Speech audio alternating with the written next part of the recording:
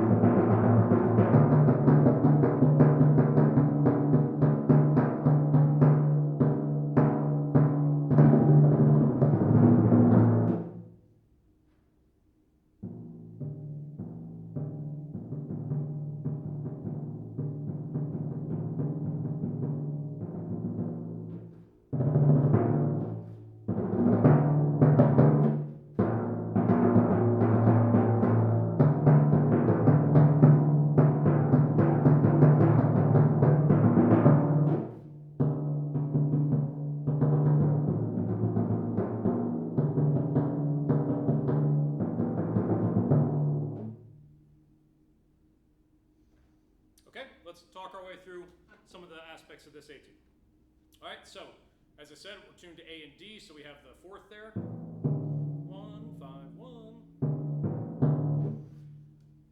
Starting the etude off at mezzo forte, even though it's relatively slow, don't start too loud because we have some forte that we have to get up to later and piano that we have to get down to. So the first measure, I'm just playing hand to hand. Beat 4, I'm starting on my left hand so that I don't have to do a body shift to get down to the A on the downbeat of the second measure. Left, right, left, and then you're ready to go there.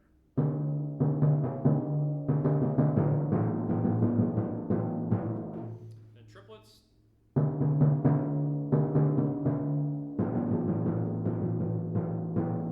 Then I'm starting the next measure with my left hand again so that I don't have to cross unnecessarily. Anytime you can keep your hands open across your body, do it. Don't cross unless you absolutely have to. Then we have some eighth notes. Body shift for the triplets. And then the 16ths. And then you want to mute both drums. In general, I'm muting both drums on any rest in this piece. So I have mute. And make sure when you mute, you put your hand down where your mallets are striking and put enough skin down to actually stop the sound. We don't want this, where it sort of feathers away. Right? It's a specific note duration. Right? So just like a wind player, da. Right? So stop the sound there. Okay, then we have piano. Mute again. When you play piano, especially on this relatively low-pitched etude, you have to play very articulately. Don't pound, but it has to be a sharp staccato stroke. Da, da, da, da, da, da. Then nice and big for the eighth notes at forte. Now, for the next measure, there's a number of ways that you could do these two figures, and I'll show you 3 different ways.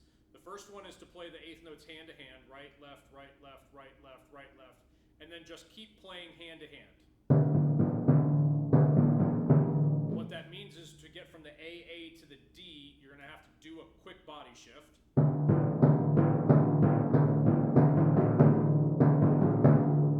That works just fine.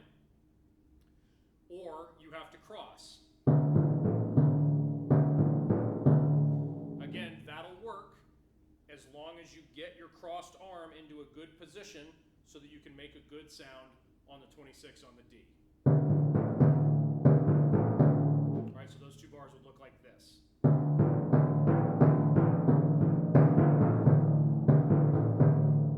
Okay, that works okay. What I actually like here is to play the eighth notes hand to hand.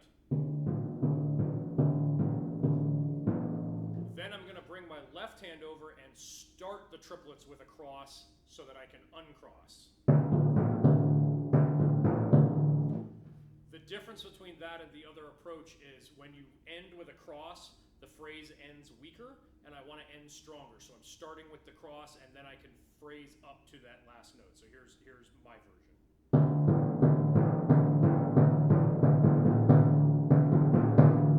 All right, so those D's are strong instead of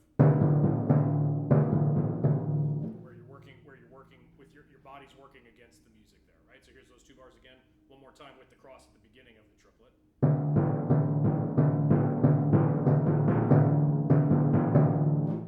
Okay, then 16ths. Okay, the two quarter notes you want to play hand to hand. On timpani, anytime you can play hand to hand, you want to.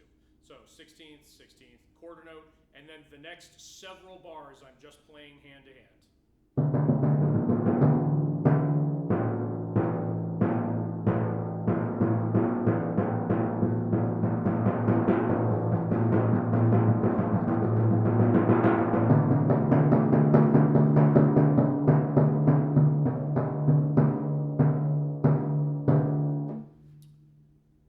Sound out of the drums, draw the sound up to the ceiling, don't pound your sticks into the drums, think nice and big and round and singy, and make a consistent sound, same beating spot each time so that you get a consistent sound on each pitch instead of bar, purr, pow, pow, pow, right? You don't want your hands to sound different, you want every single note to sound the same, right?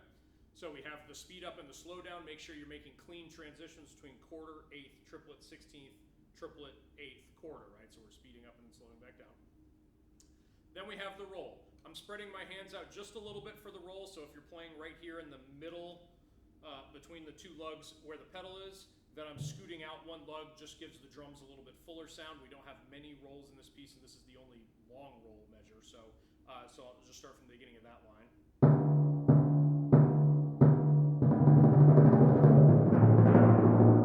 Right, then the same thing on the 29. I'm moving halfway between the two outside lugs. Those notes are slurred together, so no break. Right, so no break there. You're just moving your hands and then just shift your body over to the drum.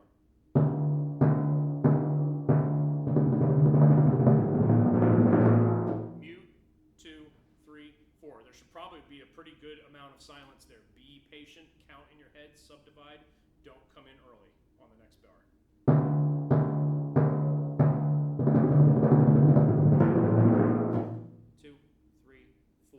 Then again, small and articulate.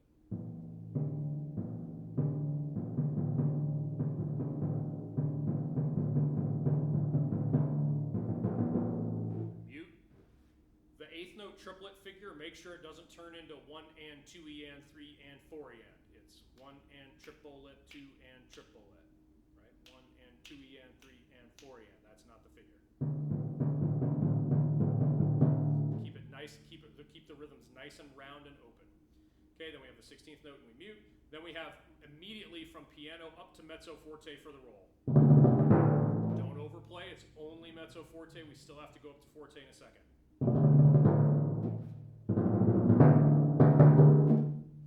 Okay, triplet mute. So you can actually turn it into a rhythm. Da da da da da da So I'm muting on right on beat 3, and my mute becomes part of the physical motions of the music. Then up to forte. Most of this is material from the beginning now, so I have this bar that I had again on the second line, so I'll start that with the left hand.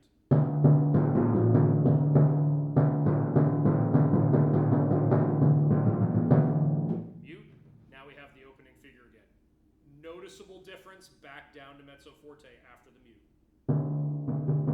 Left hand.